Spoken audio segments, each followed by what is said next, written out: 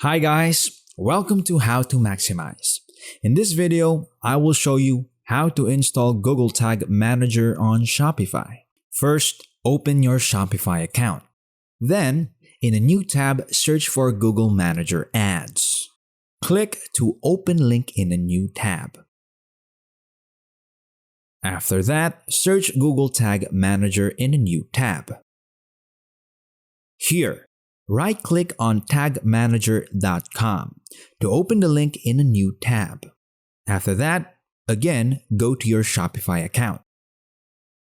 From here, go to Apps. Click on Recommended Apps. Scroll down to open Shopify App Store. After that, search Google Tag Manager in the search bar. Scroll down to find your targeted app. Then go to Google Tag Manager tab. Select Create Account.